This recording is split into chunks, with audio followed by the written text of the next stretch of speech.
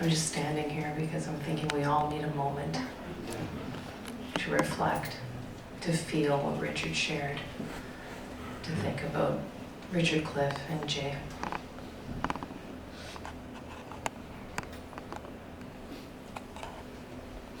This is really heavy, and I appreciate that everyone can be here together. We're going to do a little bit more, though. I'm glad I got you to laugh.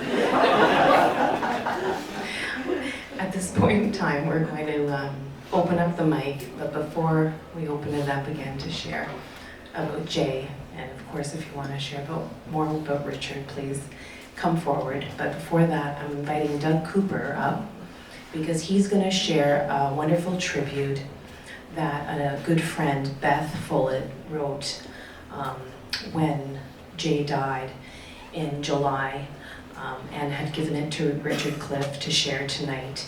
And through the magic, now it's here through Richard Cliff, through his heart, and now Doug Cooper's going to read it.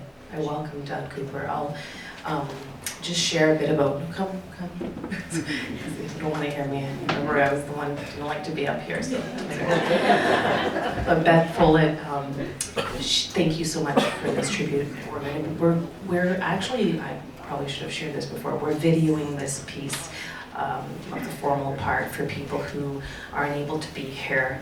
So thank you, Doug, so much for reading this. A dedicated left-handed social justice warrior, AIDS activist, community leader, mentor, dearest and rare and best friend has died. Rest in peace, Jay. You have earned your rest.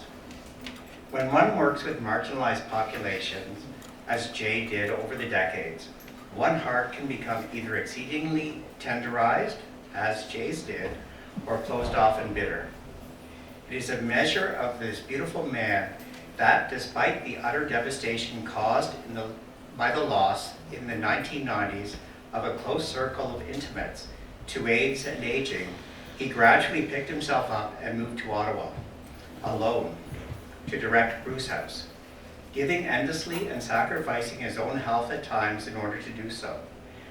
This, a common story for workers in the margins, where terrible need coupled with a lack of real resources are a strain for everyone. Jay moved to Ottawa in September 2000 to take on the role of executive director of Bruce House. He came with over 2 decades of advocacy, first identifying as 2SLGBTQ activist at York University in Toronto.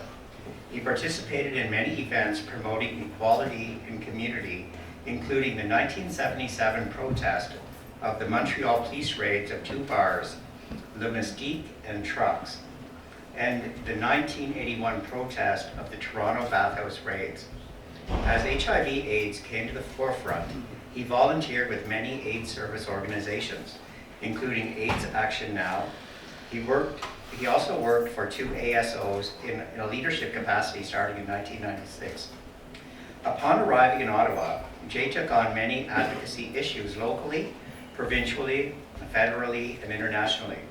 He co-chaired the site advisory committee to the Medical Officer of Health and served on both provincial and national governing boards. He recognized the needs for inclusivity and worked to instill understanding and collaboration among various groups and clubs.